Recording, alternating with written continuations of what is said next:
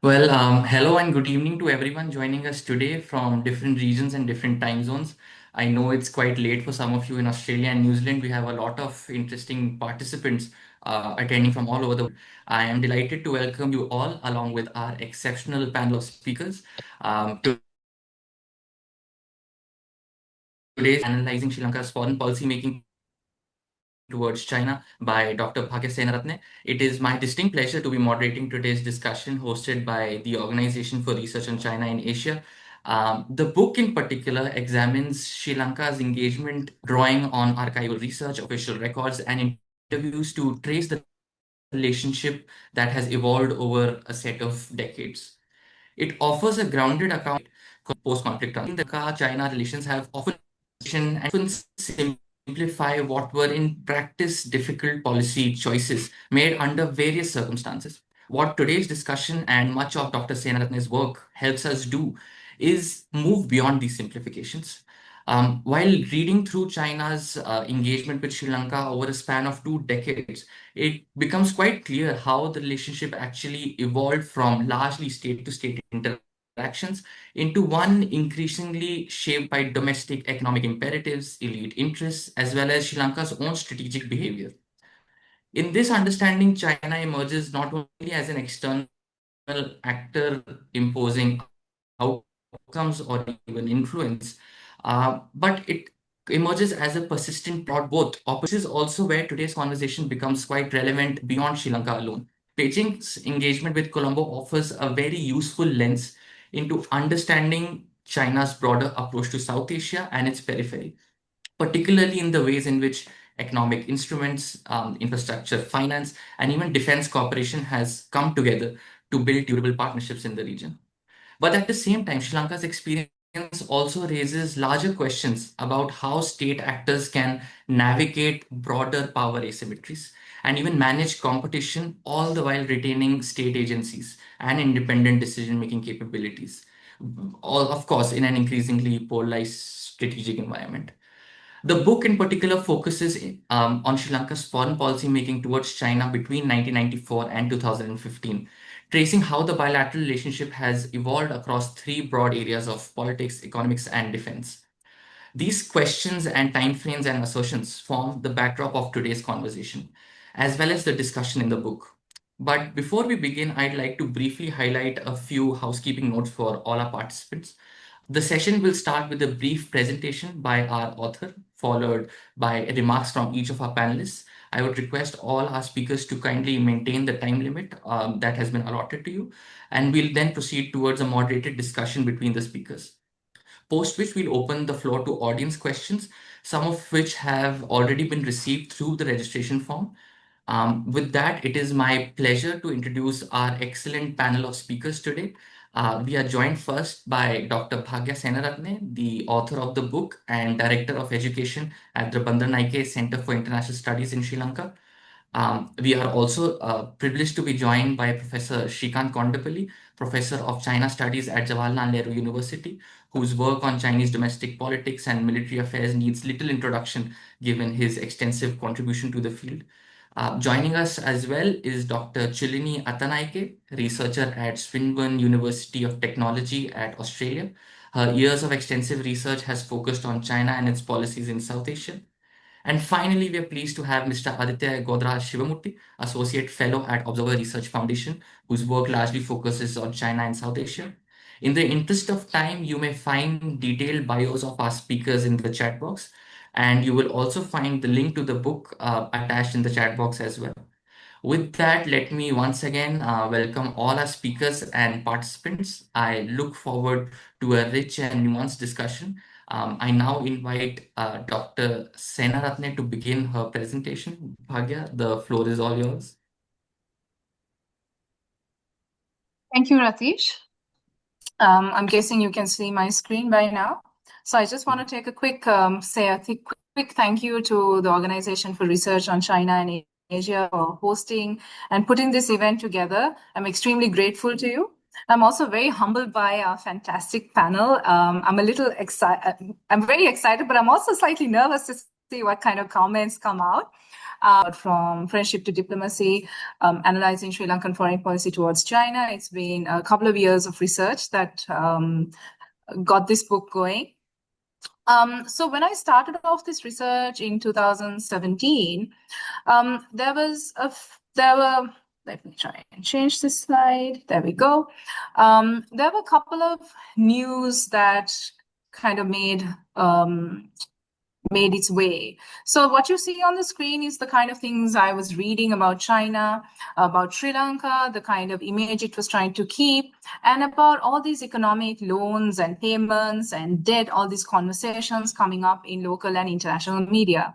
So it had me curious, why are ports like the Hambantota port, the Matale airport, these kind of things, why are they spoken about when at a time, from the little I knew at the time, Sri Lanka had always maintained very good relations with China. It's always focused on an economic footing from the 1952 Rubber Ice Agreement. So Sri Lanka's relations with China had always been through economics, through trade ties. So this got me wondering as to why there was so much conversation about China and Sri Lanka from a very economic lens, and also the kind of pressure Sri Lanka was under to maintain a good image. So in this kind of backdrop, I was wondering why Sri Lanka's relations since the 1990s were being criticized for being like over financially reliant and caught in a Chinese debt trap. So like I mentioned, Sri Lanka had started relations with China in the 1950s. There was a Rubber Ice Agreement in 1952. So much so that, as you can see, even before diplomatic relations were established in 1957, Sri Lanka started engaging with China on trade ties. And Sri Lanka has also, in its foreign policy making, opted out of engaging in other regional organizations, economic agreements, because it favored this agreement with the PRC. I might flag that Sri Lanka was the first non-communist country to engage in a economic agreement with the PRC. So this is also important for Sri Lanka, not just for China. And so through this research, what I've basically done is to explore the factors that kind of brought these changes, analyze the reasons for him, try to get in depth about what exactly is happening behind the scenes. So I was focusing on the dynamisms that enable the deepening of relations, the kind of policy making that Sri Lanka was doing on its end, and looking at the bilateral relations as a whole, as opposed to only looking at it from an economic perspective. So I look at the politics, the defense relations as well. So what's the gap? What have I identified? Why was I doing this, right? So even though we have a lot of literature, we have seen a lot of research projects on the two states, what I saw missing was that we didn't see anything that was really looking at the domestic compulsions or the domestic reasons from within Sri Lanka that contributed to why Sri Lanka interacted with China in this specific time period. There was very little research done, so I wanted to see what I could do to fill that gap. I also saw that most of the individual reasons, individual events that would have contributed to were not really looked at. There was only a broad analysis, a more strategic level, top-like level analysis, but nothing about the individual reasons or the cases that affected this decision making, right? So we all understand that decisions aren't just made overnight, but there are little events that kind of propel these decisions to be made. So I was very curious about this. The other one was that I started using case studies. I was looking at these events. So I used the case study approach in order to establish and understand a wider understanding of what was going on. So how do I then contribute to the literature? So I understand that through this project of mine, through this research, is formulating its policies. And this is especially true with regard to China. I also felt, I also contribute to the gap in the literature where from 1994 to 2005, there was hardly any research done on this period. especially on China. And through this project of mine, I am contributing to that gap in the literature. And of course, the 2005 to 2015 period, I'm contributing to hopefully amend some of the misconceptions, contribute to a better, more insightful understanding of what was happening during that time. And lastly, of course, to analyze the domestic influences that contributed to policymaking, and then to understand how this overall contributes to foreign policymaking as a whole. So in the 1970s, we see Sri Lanka liberalizing the economy, which provided various avenues for expansion. But most of this was state to state. It remained at G to D level. And it was only later, much later, that we see with the expansion, there was an understanding that we can't remain state to state. So this shift witnessed certain changes in Sri Lankan foreign policy. So in current trends in foreign and economic policies also show that Sri Lanka's local circumstances have significantly contributed to the relations with China. And we see in the 1990s, President Kumaratunga's personality itself determined how she diversified the economy, brought in different elements into interactions with China, so the business communities, etc. And these kind of compulsions continued during the Mahinda Rajapaksa era, which also saw Sri Lanka shifting towards China because of the lack of engagement from Western countries, more traditional countries. So from a neoclassical realist perspective, Sri Lanka's relations with China are characteristic of domestic circumstances, especially things like the leader images, different leaders, how they have perceived, how they have interacted, and of course the foreign policy executive, the people behind the scenes, and the strategic culture. So for me, if Sri Lanka's relations with China are to be successful and meaningful, then it requires a broader understanding of the domestic situation within Sri Lanka and the role the political leadership itself has played to drive the relations. So like I mentioned, I'm using a theory. So new classical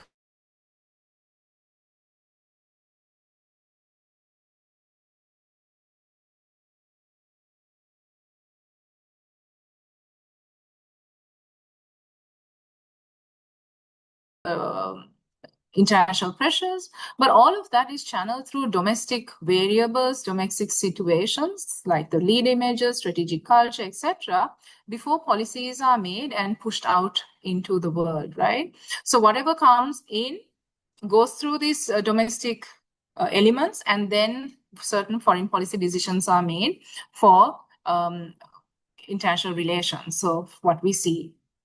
So for me, unlike other realist theories, neoclassical realism considers the impact of the local situations of a country in its foreign policy implementation.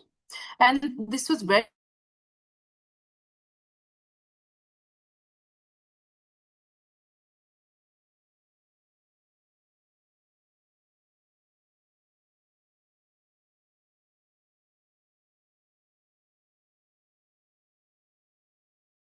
within that strategic culture also. Of course, the public and of domestic institutions, what have you. So even though we have the other theories like classical realism or structural realism, they're also very important for us in understanding foreign policy endeavors, analyzing it. But when I was looking at Sri Lanka and China, they didn't fit the box. They didn't fit the frame. And the fact that they don't really emphasize on the domestic elements, the dynamics, made it less appropriate. And neoclassical realism was more appropriate in that sense.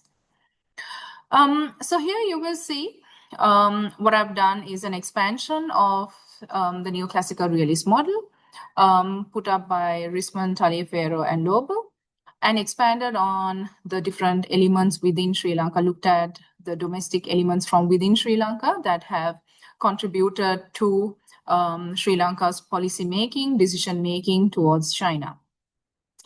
So I opted to test the applicability of neoclassical realist theory because of three reasons. One, because of its appropriateness in examining the bilateral relations. The ease of application, as the theory then elaborates on the various domestic level circumstances that you saw earlier, that I've mentioned here, towards the country's foreign policy making. And of course, its descriptive nature, this kind of aligned with the methodology that I was using in my study. I'm keeping it short, Ratish. A few more slides and I'm done. And so I think this research is significant because I'll add to the literature on neoclassical realism and provide empirical evidence on how policies were made. So for me, it's a global South research talking about the global South and telling the world about how this is applied rather than a very global North to South kind of conversation. And it contributes to the diplomacy, foreign policy conversations, the deliberations between Sri Lanka, China, and contributes to foreign policy discourse as well, and also to defense, security, economic relations in the 21-year period that I'm looking at, and also on the Sri Lanka China relations. So this is at a time when Sri Lanka-China relations were contested. There was a lot of conversation, as I showed you at the outset. So it is within this context that I started this research and I contributed. And also because even now we talk of the Sri Lankan significance, we talk of how Sri Lanka is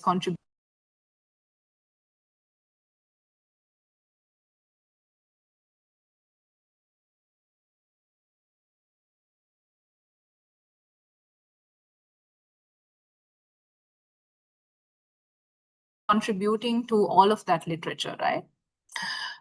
So this is the structure of the book. For those of you who are interested, this is basically what I talk about, the different elements in these chapters.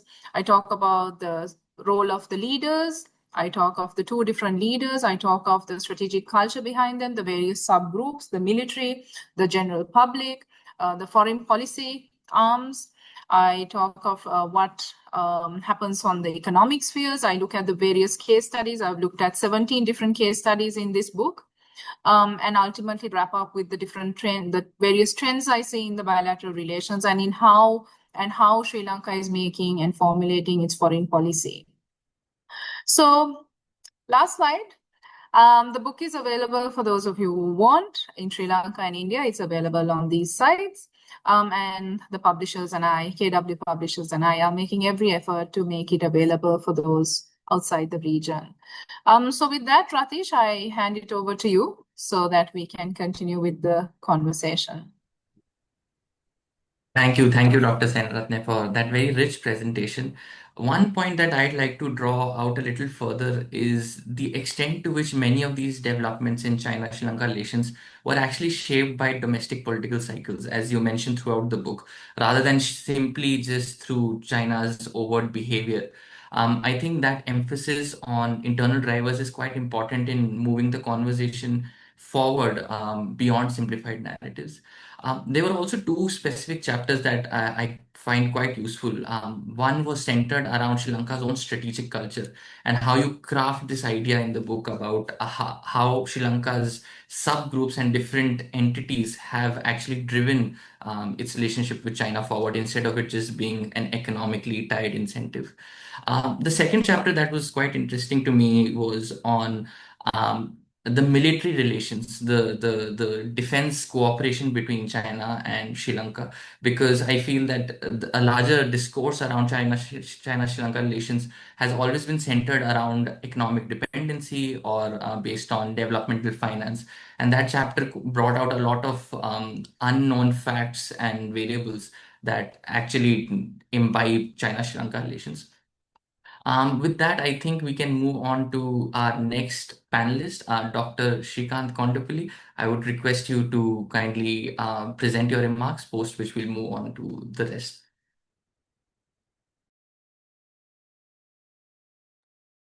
Thank you, Ratish, for this invitation to discuss the book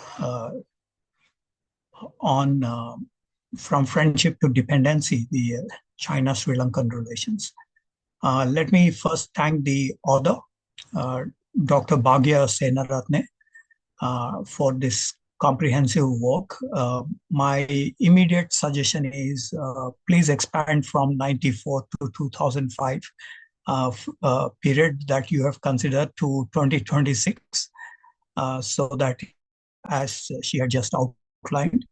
I think this is quite exceptional from the point of view of theory, empiricism, from a deductive approach, and including a lot of empirical data throughout the book. So my congratulations to Dr. Senaratne for this substantial work on Sri Lanka-China relations. The centerpiece of the book is neoclassical realism and how that explains the bilateral relations. So in neoclassical realism, we have a three-way analysis. One is at the systemic level. The graph that the author had shown is quite interesting compilation from the neoclassical literature. So they treat the independent variable at the systemic level, at the global level. There is also the intervening variable where the book actually has substantial inputs. For example, the focus on the leadership's views and also on the strategic culture. She did mention in the graph about the institutions, the elite perceptions, which includes, of course, the various political parties and various other institutions. Since Sri Lanka is a democracy, a very stable democracy at that, there are so many institutions that have come about and separation of powers between the executive, legislature, and the judiciary. In addition, there is also the free press that Sri Lanka has. So these institutions are very important in formulating the policies, influencing each other. The author mentioned about the decision makers. There is also the role of the policymakers and policy influencers. These three components would be interacting to provide for that intervening variable. The third level is the dependent variable, where shaping foreign policy outcomes is, of course, the most difficult to fathom, but that is where Sri Lanka and China are located. So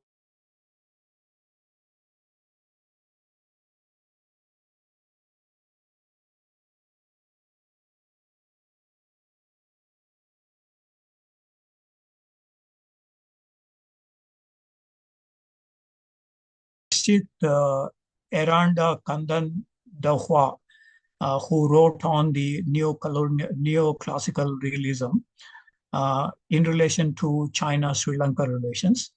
There is also, I found, one PhD thesis in Chinese University of Hong Kong by Tsering. She had written on this some time ago, but not exclusively on Sri Lanka. It included passages on Bangladesh, Nepal as well, and in relation to the Chinese position. But this book is outstanding in the sense of identifying those actors, the intervening variables, and locating how policy outcome has been shaped. So that is the first point I would like to mention. The second, I was in Hambantota for 1 week before COVID. I just went there to see the progress and so on. So I found one ship that was docked during that time, and the locals were suggesting that for several months there were no ships that landed.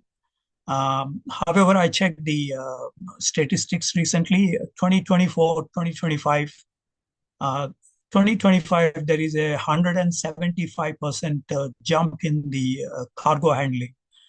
in Hambantota, and slowly it is making the revenues in this port. So there is substantial progress in terms of the Hambantota port, which is one of the issues that the author had recollected in the book. Uh, so I found within Hambantota, I found some 2 to 3,000 Chinese and one Chinese shop which was selling for those expatriates. I conducted a few interviews locally and found Rajapaksha's constituency is quite vibrant in terms of these investments and so on from China and other places. So from the intervening variables on the leaders' perceptions, one of the things here is Rajapaksha's role, under whom the bilateral relations substantially expanded compared to the previous governments. So his idea of multipolarity, his idea of wonder of Asia, the vision that he mentioned in his speeches, which the author had cited as well. There is a certain hedging strategy that he followed between India and China, or US and China, or Europe and China. The author mentions about the LTTE, military action against LTTE, and the role France and Norway played in terms of the post defeat of LTTE and the diplomacy between these actors. So Rajapaksha's hedging strategy, one could say, was successful initially, but also came at very high cost for Sri Lanka. High costs in the sense of what we witnessed during the financial meltdown a few years ago, and the kind of policies that China had enacted. So that is one. Second is, under Rajapaksha, we find elite consensus reaching a very high level. That's partly because of the five brothers taking turns implementing policies, arriving at a consensus. So Gotabaya, Basil, Chamal, Namal.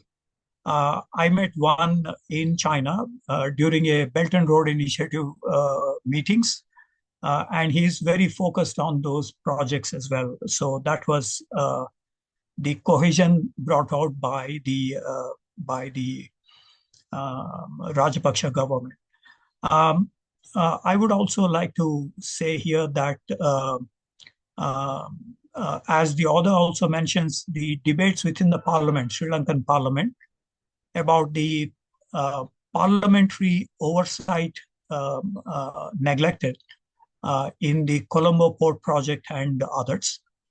So there is a certain gap in the institutional memory, institutional effectiveness in Sri Lanka. Specifically, the Chinese, the provisions that China had in terms of the Colombo Port, where they can directly come to Colombo without any visa requirements and others, which is actually a sovereignty function for Sri Lanka. So that is one where Sri Lanka may have lost in the bargain of that hedging strategy. The second point I want to raise here is that the Communist Party of Sri Lanka has been very close to Chinese positions in terms of the China model that they advocated before. For example, Gunashekara, one of the leaders of the Communist Party in Sri Lanka, had advocated more close relations with China, and he was quite successful. Even though the author mentions the tensions between the government in Sri Lanka and the Chinese government, and the Chinese embassy's role in the process. I would like to request the author to look at this factor, because one of the intervening variables on the institutions that has been drastically affected in relation to Chinese financial assistance to Sri Lanka. I would specifically ask you to look at the United Front Work Department of the CPPCC in China, and how it has approached various political parties in Sri Lanka. So this is the united front they make with various political parties. You did mention about the IDC, international, the Communist Party's international department, which does the liaison between different political parties in other countries. So my suggestion is, if you look at the Chinese postures towards the domestic political constituencies in Sri Lanka, you will find the interpretations related to intervening variables, which is your key strength in the book. So that is the reason why I'm suggesting is, I read a Sri Lankan news report saying that Rajapaksa received $1 million in hand from the Chinese side. And you did mention about corruption cases and so on, but this is highly institutionalization of corruption. And we saw how Gen Z movement in Nepal had last September completely overthrown the leadership. And also in Bangladesh, in other South Asian countries. So this issue, I think, further need to be probed from the point of view of how United Front Work Department cultivated different constituencies in Sri Lanka. There is the SLPP that Rajapaksa had floated long ago. And there are these institutional linkages between the International Liaison Department of the Communist Party in China with the Sri Lankan counterparts. There was these visits by Sung Tao, the leader of the International Communist Party Department, as well as Wei Fenghe, the defense minister, and Yang Chechu, the state councillor, who is above the foreign minister's position, and also a Politburo standing committee member, Lee Chan-shu, who had interactions with the Sri Lankan side. So the analysis would be complete if you have the United Front Work Department's role within the Sri Lankan politics. This is pretty sophisticated way that they operate, but there are several examples of the Communist Party of Sri Lanka, which was voicing the Chinese or parroting out some of the Chinese perspectives. So that is one suggestion I wanted and seek the author's response on this. Sri Lanka is no exception. Even in India, we have a lot of United Front Work Department delegations come. Recently, a month ago, the delegation came to meet the RSS and BJP, went to the headquarters in Delhi. So it is no exception. But in the case of Sri Lanka, because of the kind of financial meltdown that you saw 3 years ago, the responses of China and India are quite at variance. While India had provided aid for Sri Lanka, some $4.2 billion, you see the response of China very guarded in nature. I wanted to cite the case of Wang Yi, who went to Colombo, Foreign Minister Wang Yi, who went to Colombo, but he was asking money for the ship that was carrying manure to Sri Lanka from Qingdao. So instead of aiding Sri Lanka, he was asking for those few $1 million of the money. This manure is Rajapaksa had suggested to a organic cultivation throughout the country, and that led to the shortages of this manure. And Indian Air Force flew several tons, million tons of manure by their aircraft to Sri Lanka, but no response from China in this regard. So you see a disjuncture in the Chinese responses and the Indian Professor, responses when I it came to my request you last to. point is that in the beginning of the book, you mentioned about the Parakramabahu six king and linkages with the Ming dynasty, but you did not mention Veera Alakeshwara, who was kidnapped by the Changha Admiral Changha's sailors. He was taken to Nanjing, and he was replaced by Parakrama Bahu 6. So the reason why I'm referring this is that China's policies not always are benevolent in nature. There is a possibility for kidnapping some of the South Asian leaders by China, as they did in 1411. And so I see the tone in the book about the Chinese benevolent approach.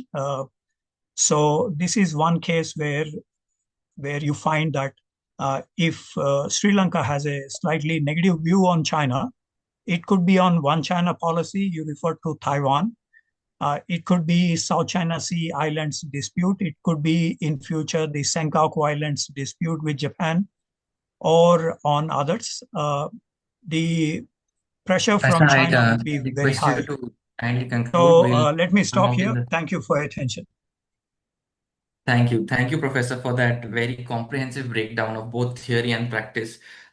Your point about the United Work Department, as well as the International Liaison Department, is quite interesting. And I'm sure Dr. Bhagya would, in case she's expanding this book, she would definitely look into it, especially because the ILD has been conducting a lot of training programs with communist parties all around South Asia. I mean, we have examples in Nepal, Sri Lanka, Bangladesh, Pakistan, and even in India.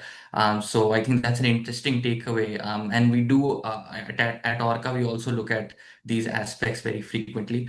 And your point about hedging strategy, right? I think that ties in very interestingly to Dr. Chulanee. In case you have time, you can also look into, what kind of agency does this hedging strategy leave with Sri Lanka when it's trying to, navigate or find its way between greater power competitions such as the US American strategy, or even between India China, sorry. Dr. Chilini, over to you. Thank you, Ritesh. And I think both Bhagya and Dr. Kondapalli did a fantastic job in breaking down what the book is about the theory, etc. And first of all, congratulations, Bhagya. This is a very timely and a very interesting read. Unfortunately, I couldn't finish the entire book before the event. I had the time to go through parts of it, and I commend your approach, especially on neoclassical realism perspective. So, as someone who's more interested in geopolitical side of and security side of things, my research when I started back in 2012 was mostly guided from a geopolitical lens, like asking why China is interested in Sri Lanka, and at that time, what made Sri Lanka to go and go to China for various reasons. That's what I think I have worked a lot in my part of the work. But I think we can all agree that, I mean, Ritesh, you mentioned that Sri Lanka-China relations are mostly looked at from binaries, and we can all agree that we cannot simplify it to binaries like that. It's a very complicated, complex relationship in that sense. To me, it is about how small states navigate the structural asymmetries. It is about how, like Bhagya mentioned, how domestic political incentives interact with external financing at different parts of time, periods of time. And it is about how infrastructure becomes geopolitical currency for a country, and how states exercise agency at difficult domestic and international contexts. So for me, Sri Lanka, one second, please. Yeah, so for me, Sri Lanka and relationship is not a story of inevitability. It's a story of political choices made by elites, policymakers, etc., under various structural constraints.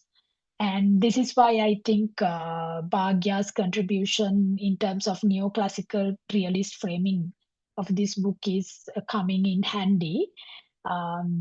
It reminds me that systemic pressures, whether it's rise of China, Indo-Pacific shift, Western conditionalities, all of these things are not always determine outcomes, and they are filtered through these domestic politics, leadership preferences, and institutional structures, and how the domestic dynamics are important. So what I would do is I will share some of the thoughts and how I look at China-Sri Lanka relations from my understanding, and what sort of excites me about this relationship. So to start off, as I said, what Beijing's engagement reveals about China's strategy in this part of the region. And that Sri Lanka is not simply a recipient of Chinese finances, but it is this, even though small, somewhat a bigger player in their strategic, bigger, important player, an important actor in their strategic interest in this part of the world. Basically because of the geographic positioning of our country, because of the sea lanes, because of the Malacca dilemma that China is worried about always. So for Beijing, engagement with Sri Lanka serves several strategic purposes. It is about maritime connectivity. We hear a lot about maritime Silk Road component of BRI, and how Sri Lanka is an important function as a logistic and transshipment hub, linking East Asia, Africa, etc. And also the uh, skepticism with regard to whether it's going to be also a military hub for China. And secondly, about the diversification routes, how China's long-standing Malacca dilemma, the vulnerability of its energy imports, etc., make Indian Ocean a strategic significant. At the time I started my research in 2012, these were the conversations that were prominent about China's two ocean strategies, how Sri Lanka is an important player because of its centrality in the Indian Ocean region. And But also I see how China's approach is somewhat different to the other regional small states in the region, like Pakistan, Nepal, or Bangladesh. In Pakistan, engagement is very security driven, and in Nepal, it is political and border sensitive. In Bangladesh, it's much more balanced.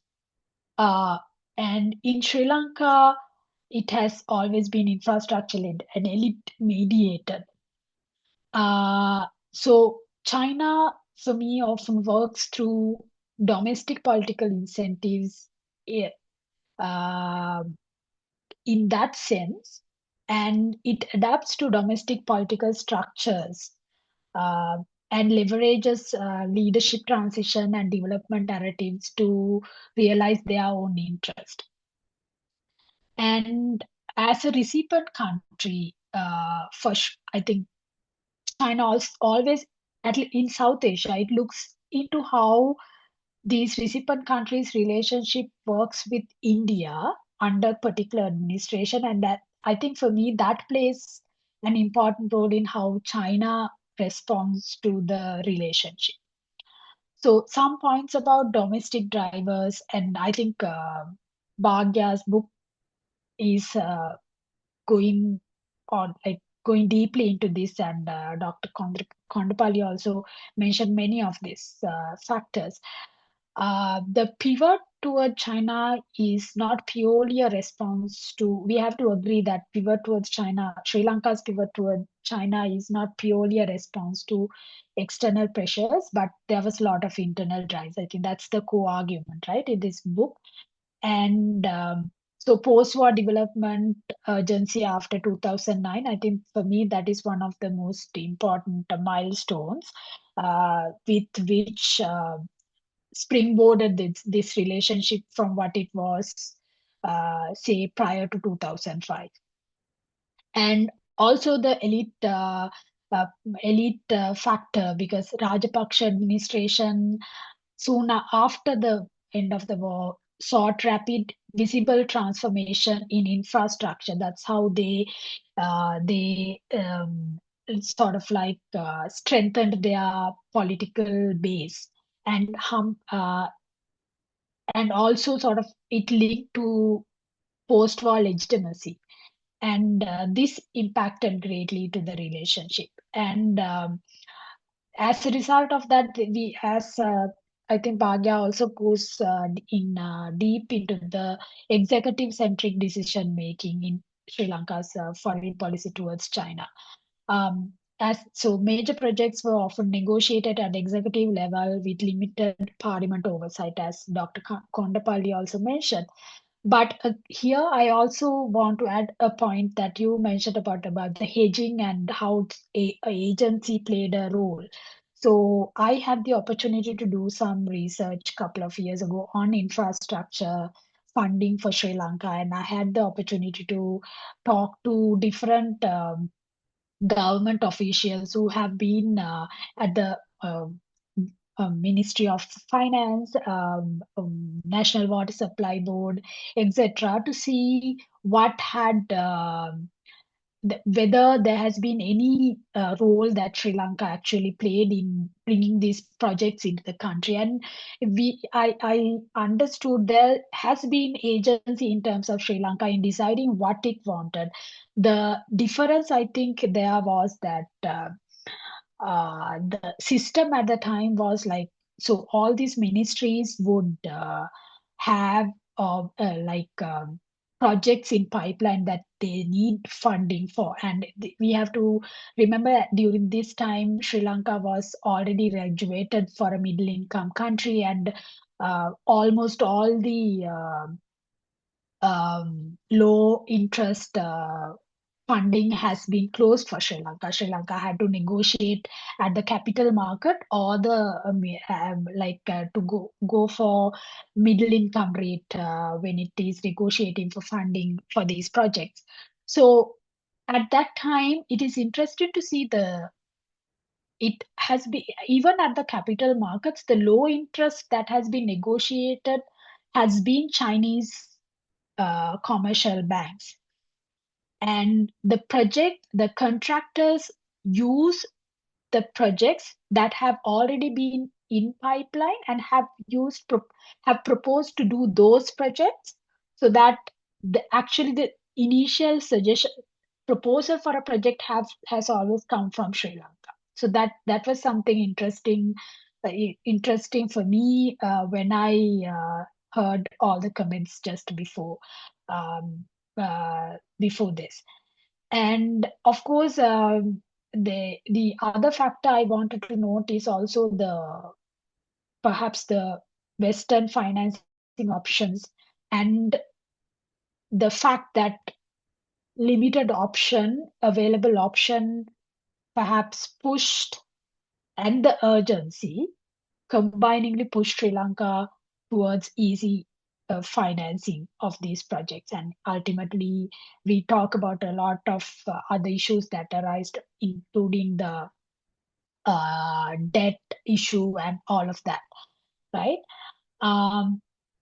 So for me, I think Sri Lanka did not drift into dependency as per se, but it deepened engagement because of the political incentives. But in the meantime, because of the domestic institutional failure, the relationship came into scrutiny. And of course, for me, I cannot ignore the other geopolitical aspects of China-India competition, US-China competition, and all of that, that gave more visibility to that to these issues. So let me take two examples to illustrate this. So we talk a lot about Hambantota Port, right? Hambantota Port is the poster child of China's debt trap diplomacy in the international arena. Always you use that as the example. And I partly agree and partly not.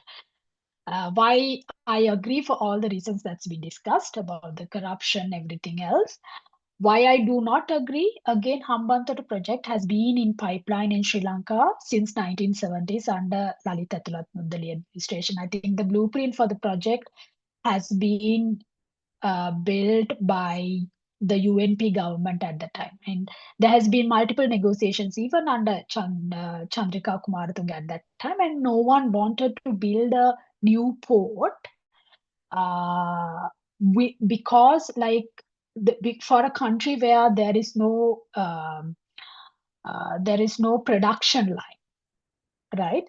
But just now, Dr. Kondapalli mentioned how the performance has increased. Now, when you build a completely new port, you need time for it to perform. Also, I have to note that I think Hambantota came into focus as a negative project even before it started because of the whole geopolitical issues. So it started off with that skepticism and suspicion that led to the all of that. So we see a story in Hambantota as China coercing Sri Lanka to get this, and we are in a debt trap. It was a debt to equity trap, but obviously the story is much more complex than that. Now let's take from that to the Colombo's southern container terminal.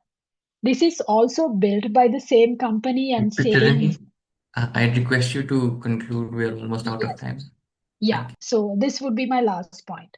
So the Colombo Port Southern Container Terminal developed as a private partnership by the same company and became operational in 2013. Unlike Hambantota, this was commercially integrated into the existing Colombo port and functioning as a transshipment hub. And adding this terminal and the function of it with China Merchant Holdings have made Colombo Port the 16th fastest growing port in the entire region. And its success has also contributed to the growth of other terminals in that. And it also brought Indian investment to Colombo, which has been not there for so long. So what is the difference? It's not the geography. Geography has not changed. It's not China. It's not that. But for me, I think it's sequencing, feasibility, and integration into that existing economic ecosystem. So infrastructure diplomacy magnifies governance quality when institutions are strong and projects are commercially grounded. That's the lesson I think we can take. So briefly, what are the lessons Sri Lanka China story give to the other small countries? First, in my experience at least, agency exists, but it is conditional. So for small states are not passive victims, but it depends on how they leverage what they have, and it depends on the institutional capacity of the country. Second, external rivalries create opportunity and exposure simultaneously. So it is up to the country to decide which one you use to how do you use that rivalry to your advantage. So hedging is a very good strategy for small countries like Sri Lanka if it is used properly for bargaining. I can discuss this in detail in how hedging has worked in Sri Lanka when it comes to bargaining between China and India. Uh, Third, strategic autonomy depends on institutional transparency, debt management capacity, and diversified partnership. With that, I will stop here. Thank you. Thank you, Dr. Chulanee. I think you've made some very interesting remarks, particularly about how India's role has also affected China-Sri Lanka relations. I recall one anecdote from Dr. Bhagya's book regarding how the Chinese were not very pleased when Sri Lanka negotiated with the IMF for debt restructuring, and since then relations have taken a different trajectory. So yeah, it seems that the Chinese are quite aware and quite surrounded by whatever is happening around debt restructuring or in infrastructural finance. With that, I think Aditya, I'll call you upon to present your remarks. I'll request you to kindly contain it within the time limit as we are running short on time. We also have a load of questions from the audience who are quite enthusiastic about discussing it with our panelists. So Aditya, over to you. Yeah, thank you, Ratish, and thank you, everyone, for having me in this panel. Bhagya, firstly, I would like to congratulate on your book. It's very timely. It's very, it's very policy oriented as well as academic at the same point in time. So it keeps all of us on our toes, trying to understand what's coming next. So yeah, congratulations to you, and I really look forward to seeing whatever the future version of the book would be, or whatever new edition of the angle of the book would be in the future. I really hope you bring a second part to it, probably bringing an Indian and India and a Sri Lankan version of the of the argument that you're trying to make. But yeah, just to keep it brief, as Ratish has requested, I think the book does a fair amount of good job by assessing what Sri Lanka's relationship with China has been. There are three factors that the book tries to underline, or three objectives that the book tries to do, which is evaluate that Sri Lanka's relations with China in terms of neoclassical realism, and then understanding Sri Lanka's economic ties with China in the last 2 decades, and highlight the trends of Sri Lanka's foreign policy towards China. The book does an excellent job, touches upon neoclassical realism, talks about the things that we ideally tend to ignore in India, especially if you're following mainstream media. Everything seems to be so polarized at one point in time. It's either you're with India or you're against India, or you're pro China or anti India, or pro China or anti China. I think it really misses out something critical that has been argued in the book consistently, which is the state agency behavior. Small states are not passive victims, as Chulanee has already mentioned. They are actively leveraging, they are realizing that the world around them is changing, and they are not going to just sit around and let opportunities go by. And I think this book exactly builds upon whatever is happening in the region. In fact, since the 90s, what interests me the most, and what kind of argument we have made in the past, is that China's presence in Sri Lanka has expanded since the beginning of the century, right from the 21st century. But I think this book does an excellent job by going behind that time frame, and going and understanding how this exact base of relationship was established even in the 90s, right? And I think that's an excellent contribution to what we are trying to decipher today, and understand what China's relationship with Sri Lanka is. I think the book also does a good job going a bit into the background of who the leaders were, and what their background was, what their ideologies were, what is the family that they kind of grew up in, and that also kind of how did it influence in terms of how they looked at China as a potential partner, right? And then it goes into the strategic culture of it. How does a decision get made in Sri Lanka? What is Sri Lanka's strategic culture? What is its foreign policy goals? What are its security goals? And then it touches upon the economic relations of both the countries, which seems to be the heart of China-Sri Lanka relations at the end of the day. And it also highlights, the kind of economic necessities and urgencies that each and every country have, especially for countries like Sri Lanka, which have been ravaged by a 3-decade-long civil war and has been trying to find its way to reconstruct and regrow by itself. But an interesting thing that the book also touched upon was the security angle to it, which I think was already briefly touched upon on what is security cooperation between China and Sri Lanka means, and how did these contractors go from being security companies or companies that were helping in export and import of defense equipments all of a sudden got into the business of economic expansion. So I think that's a point of departure for me, and that's where I would really like to know more from the author, probably once we open up for Q&A. But I would rather say 3 things that came out from this book, right? One is, as I mentioned, that the agency is quite critical. We cannot just ignore what is happening in the world and say that small states are passive victims of whatever's happening. Whatever's happening in the world will continue to impact what small states are facing, especially countries like Sri Lanka, which have been keen on growing, which have been keen on recovering their economy, and whose elites have always, been kind of followed a non-aligned policy or a neutral policy right from the beginning of what it is.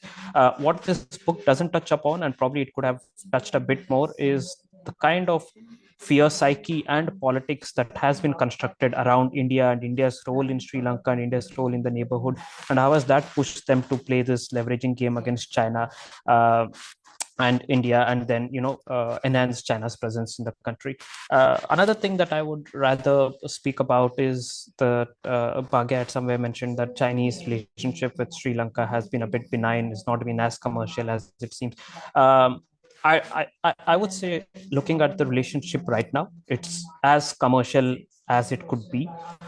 You had a country which was almost $4.5 billion, which had defaulted, and then there was no assistance coming from China whatsoever. I mean, India came in and offered the $4.5 billion assistance, but China was nowhere to be seen. I mean, when the time the projects was getting sanctioned, this is where I touch upon what Chulanee was trying to say.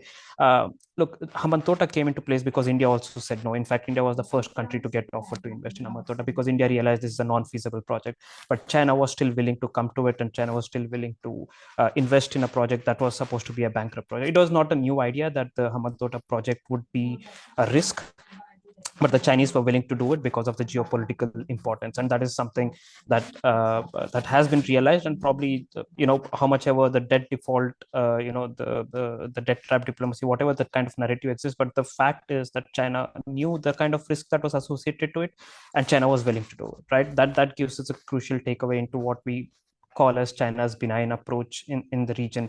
And my question would also be, to what extent this benign relationship lasts or exists when you have issues like Taiwan that are emerging. You have you have South Asian missions and South Asian ministries. Right at the end of the day, at 12 a.m. or 1 a.m., they come up with absurd tweets saying that they stand in solidarity with China's one China policy. I mean, that's not benignity, right? That's obviously geopolitics at play. So what I'm trying to say is, every kind of economic leverage, every kind of geopolitical relation that comes with it will have a kind of a leverage that has come at play, and I think that is something that we'll have to have. So I have a keep a look upon. I don't think China's relationship with Sri Lanka is as benign as it could be, as it was probably in the past. Arguably, I would say it is commercial, and especially we'll also have to keep an eye out for what has happened post Sri Lanka's default and China's hesitancy to offer debt restructuring. That is also having a spillover implication on what Maldives is facing right now, right? The Maldives is undergoing a debt situation, and they are struggling to repay. And China has not yet openly said what its debt restructuring is, and it has been trying to push the payment by the 5 years, but there's been no concession on the amount of money that's borrowed or the interest rate that's being talked about. So ideally, it just says that China's relationship remains commercial in a certain way, and also there are geopolitical connotation attached to everything that we speak about. Then finally, just to touch upon is the competition in the region, which I don't want to deal in very depth, because again the topic is China. But at the end of the day, infrastructure is neutral, yes. And there are countries which are hungry to get investments from other countries, absolutely. For example, Sri Lanka from China. But that also means that the elites knew, or in a typical neoclassical realist way, that leaders or decision makers knew that there is a certain cost and benefit analysis to it, right? So you're getting the Chinese involved in Ahmedabad, you're getting the Chinese involved in any other project because there's no funds available. You're not getting enough development partnership. But that also means that you are kind of bringing more players into your country and bringing in more extra regional powers to contest against each other. Now, surprisingly, or in a good way, that Chulanee has said, it has worked well for Sri Lanka. It has helped Sri Lanka get more economic assistance. It has helped Sri Lanka leverage its geopolitical importance with India as well. But at the end of the day, that also means that you are, in a way, not just a victim of the great power competition that's happening in the Indian Ocean region or South Asia, but you're also an active enabler of it, right? I will just keep my comments here, and to the benefit of everyone, and I would rather have a couple of questions later to Bhagya, and I'll leave it here. Yeah, thank you. Thank you, Aditya, for that detailed suggestions and detailed analysis.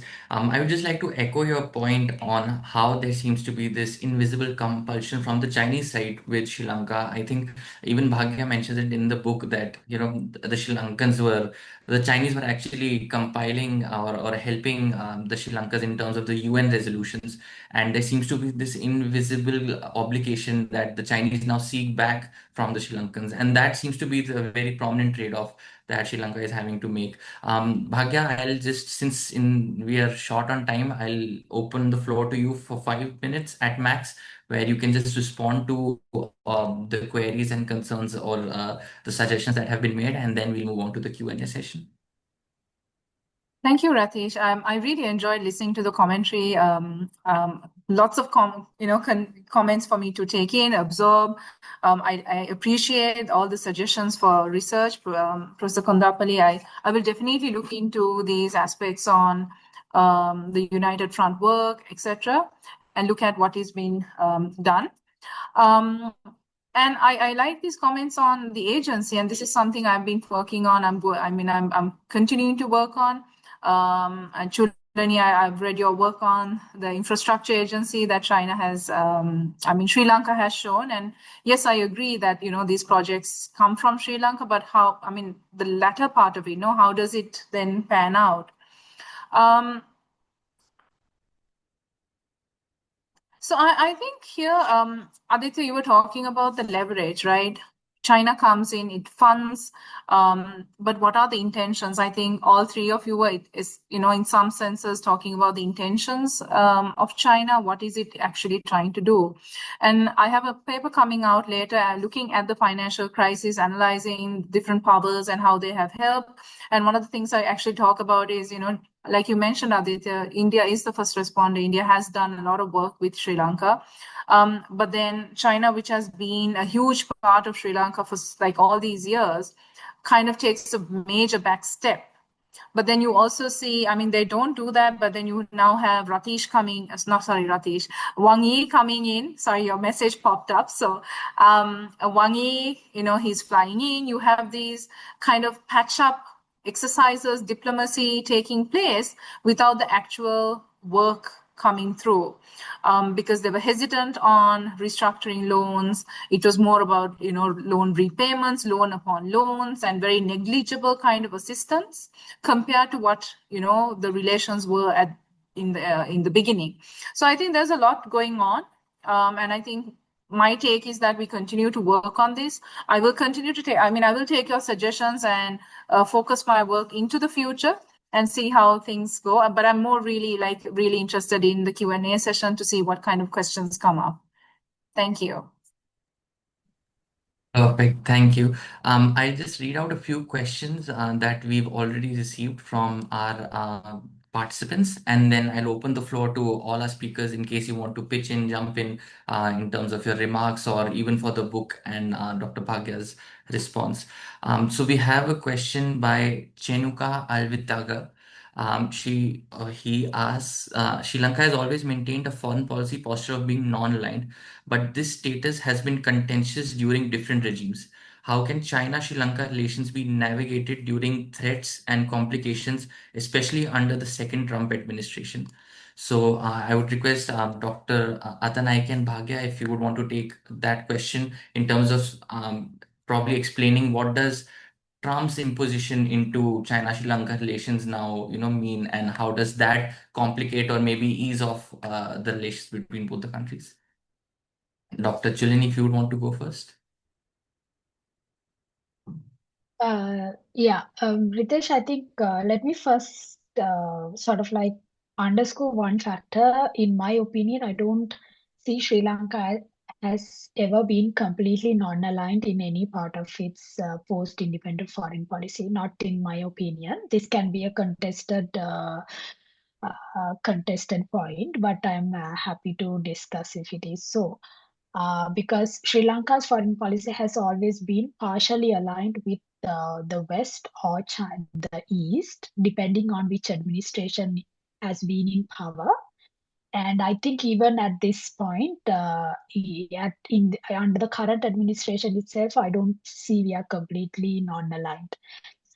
Partly probably because the whole concept of non-aligned foreign policy that we are talking about comes because we have been part of non-alignment, and to a certain extent I would agree that probably during Madam Sirmao Bandaranaike's period we were better non-aligned, even though we were not completely non-aligned. Having said that, under Trump's administration, I think it's a very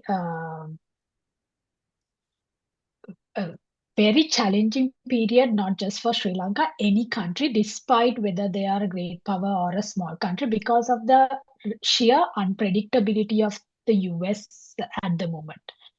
And we, from a Chinese perspective, I see this for them this as an opportunity to enhance their relationship with other countries.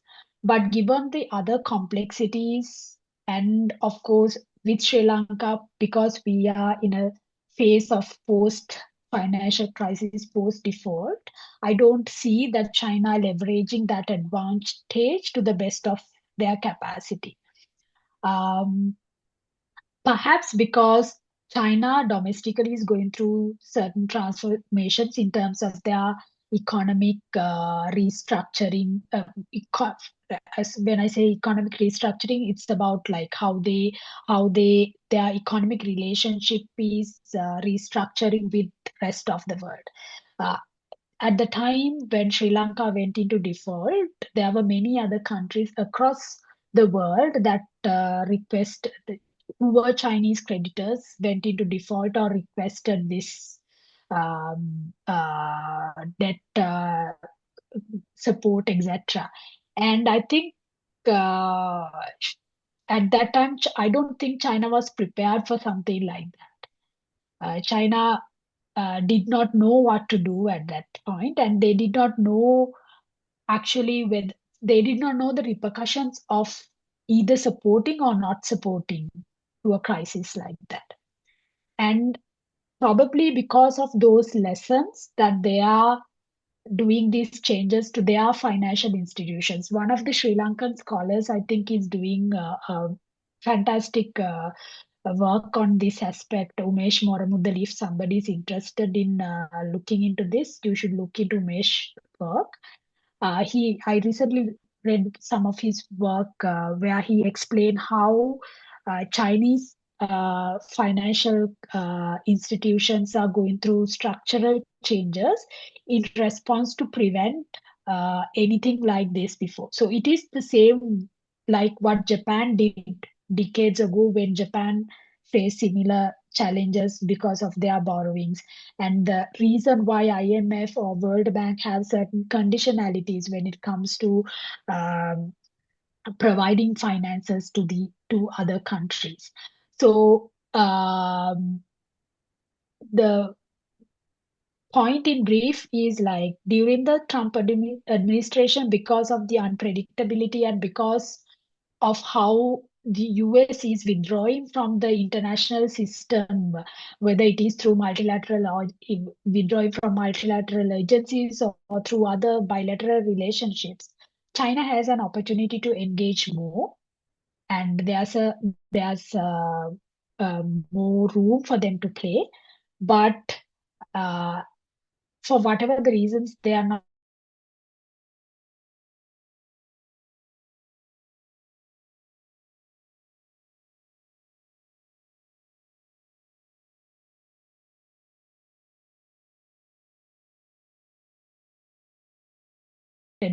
without any strings.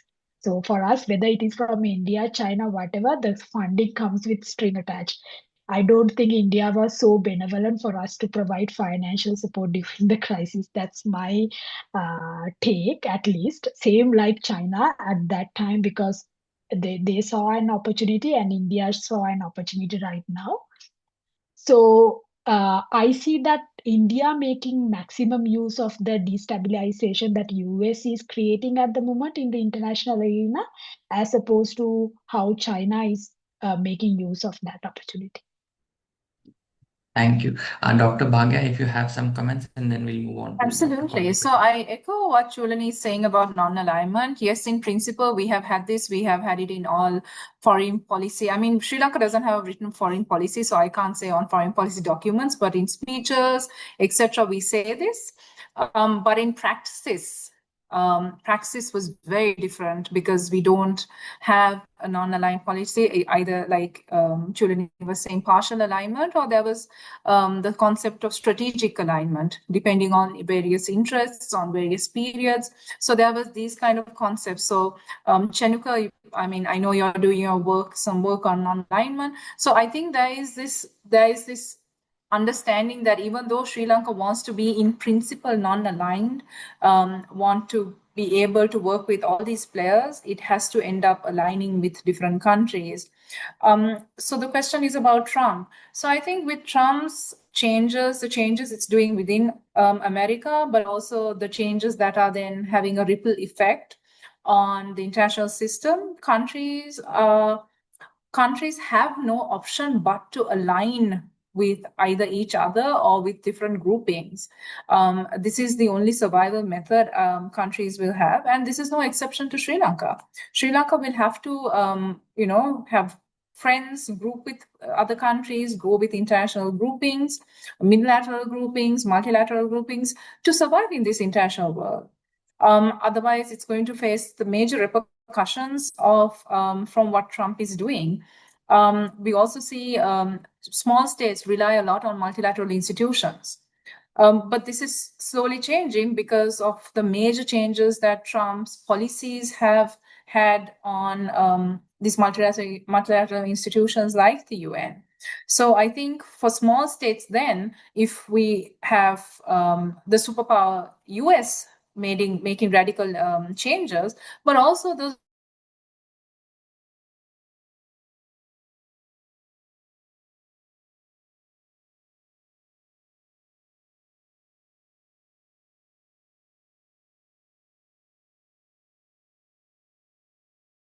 to align with like-minded countries to search for these alternatives. And secondly, I think it's also about trying to figure out what you would want for the future of the world, right? What you want for the future of your own country. So I think in their own foreign policy makings, and right now Sri Lanka has the major alignment with India, not China. Sri Lanka is very much aligned with India. So I think when you're talking of alignment in Sri Lankan foreign policy literature, we see it more of something that's been said but not done. So there is a say, do, gap between the say and the done. So I'll leave it at that, Ratish. Sure. Thank you. So we have another question for Dr. Kondapalli and Aditya. What broader lessons does Sri Lanka's experience offer for small and middle powers navigating asymmetric relationship, especially in South Asia?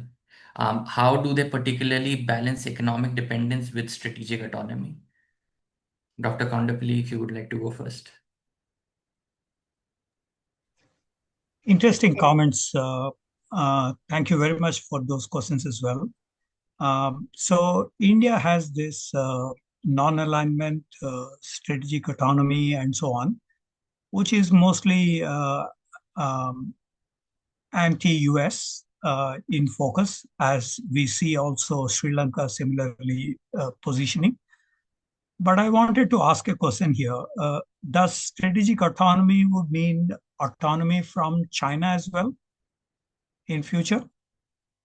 Or China would be the darling uh, of all these small countries?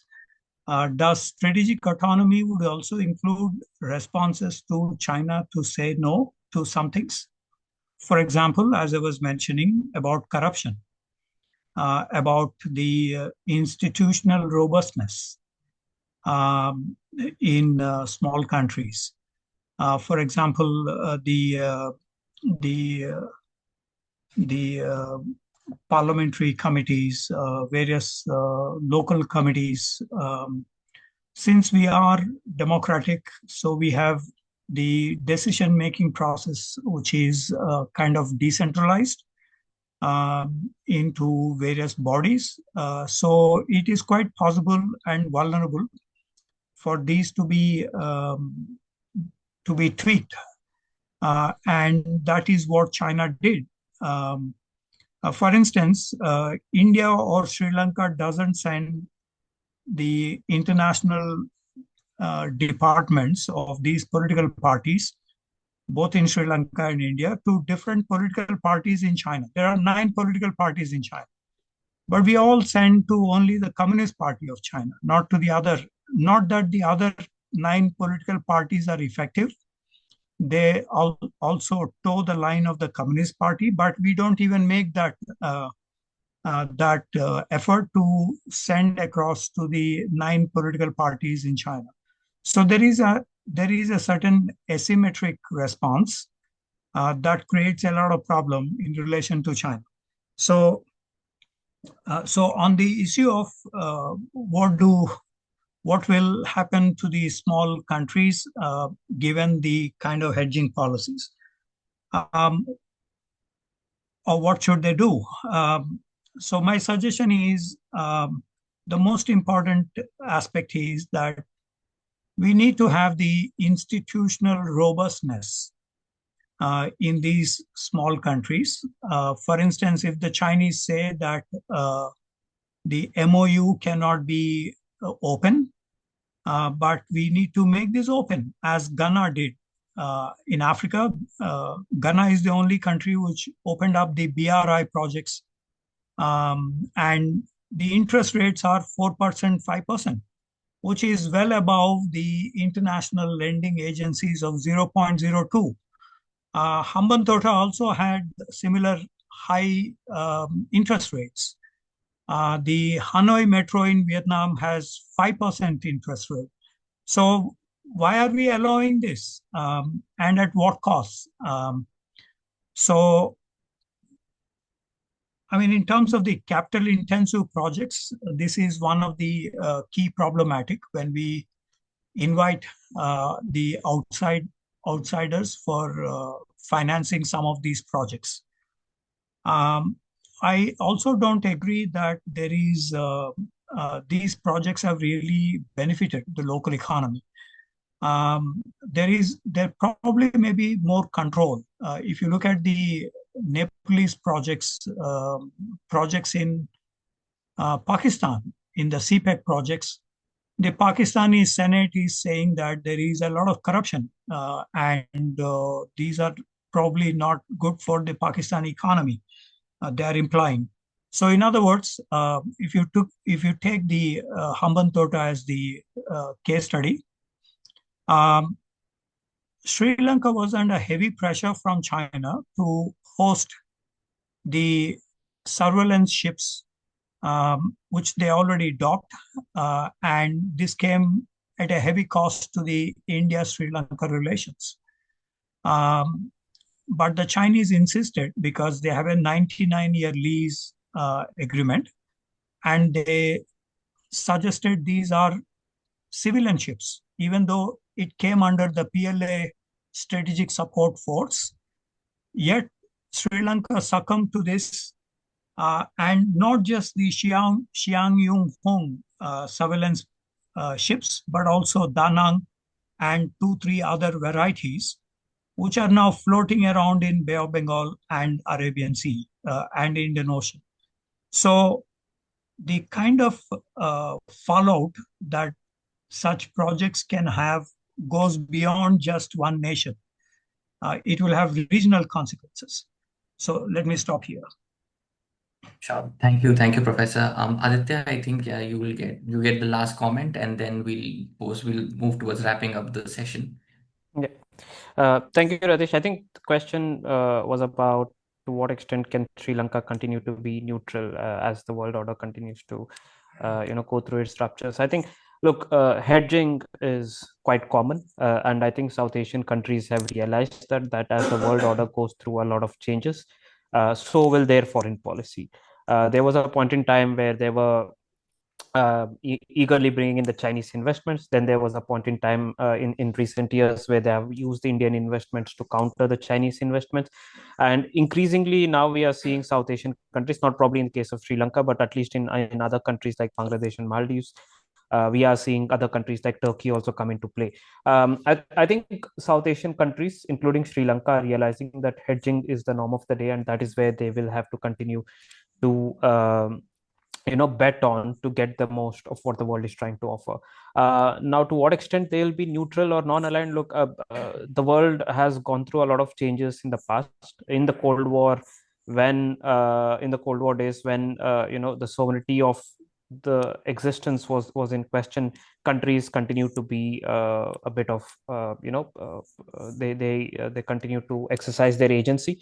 I don't think that is going to change. At the end of the day, the South Asian countries' politics remain very nationalistic, remain very sovereignty oriented. So I think that is still something that every country will take into play while making their foreign policy calculations.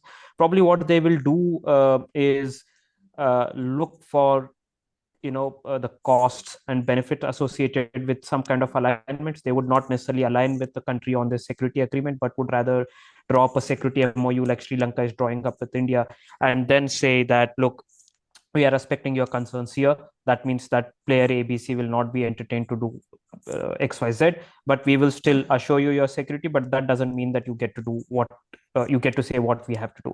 I think that is where the competition is heading right now. South Asian countries have continued to show what they can do and what they don't want to do, and I think that is going to sustain.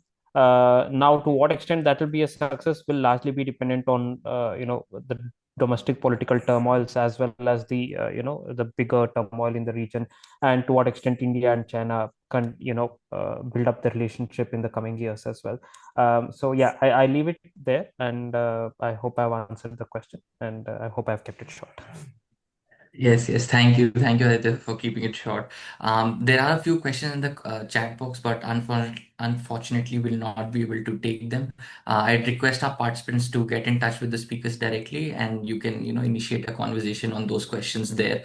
As we come to the close of today's discussion, I think what stands out most is that, there is no single conclusion, but a set of constraints, trade-off, opportunities that have shaped Sri Lanka-China ties.